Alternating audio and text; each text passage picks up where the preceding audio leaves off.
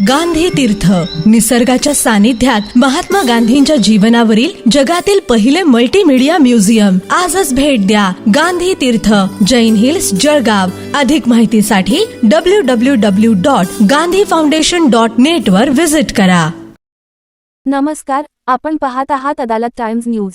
रविवारची सुट्टी सोडून महापौर यांनी नाला सफाई मोहीम केली. फक्त 6 तासांच्या अथक परिश्रमाने बाबा खोली परिसर झाला स्वच्छ. आरामाला फाटा देत जनतेसाठी महापौरांचा मैदानात उतरून सफाईवर फोकस.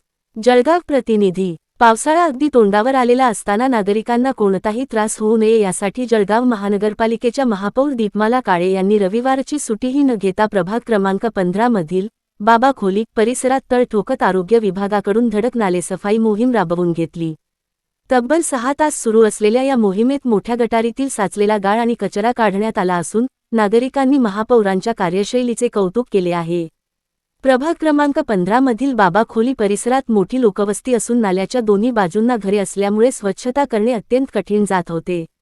पावसाळ्यात नाला तुंबून घरांमध्ये पाणी शिरण्याची भीती नागरिकांनी व्यक्त केली होती. याबाबत स्थानिकांनी महापौर दीपमाला काळे यांच्याकडे तक्रारी केल्यानंतर त्यांनी तातडीने आरोग्य विभागाला कारवाईचे आदेश दिले. महापौरांच्या सूचनेनुसार रविवारी सकाळी 7 वाजेपासून आरोग्य विभागाची विशेष मोहीम सुरू करण्यात आली. जागेची प्रचंड अडचण, दुर्गंधी आणि बिकट परिस्थिती असतानाही अधिकारी व कर्मचारी सलग 6 तास काम करत राहिले. दुपारी 1 वाजेपर्यंत सुमारे 1 किलोमीटर अंतराच्या मोठ्या नाल्यातील गाळ आणि कचरा बाहेर काढण्यात आला. या मोहिमेत 3 ट्रॅक्टर गाळ उपसण्यात आल्याने परिसरातील नागरिकांनी सुटकेचा श्वास सोडला. विशेष म्हणजे रविवार हा सुटीचा दिवस असतानाही महापौर दीपमाला काळे स्वतः परिसरात उपस्थित राहून कामाची पाहणी करत होत्या. त्यांनी घरी आराम करण्याऐवजी थेट वार्डात थांबून सफाई कामगारांकडून काम करून घेतले. तसेच अधिकाऱ्यांना आवश्यक सूचना देत कामाची गती वाढविण्यावर भर दिला. महापौरांच्या या कार्यपद्धतीची परिसरात जोरदार चर्चा सुरू असून जनतेच्या अडचणीसाठी मैदानात उतरलेली महापौर अशी भावना नागरिकांमधून व्यक्त होत आहे.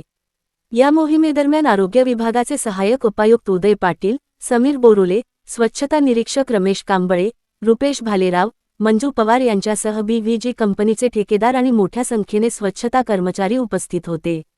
प्रशासनातर्फे मिळालेल्या माहितीनुसार पावसाळ्यापूर्वी नागरिकांना कोणतीही अडचण निर्माण होऊ नये यासाठी काही दिवसांनी पुन्हा या नाल्याची साफसफाई केली जाणार आहे.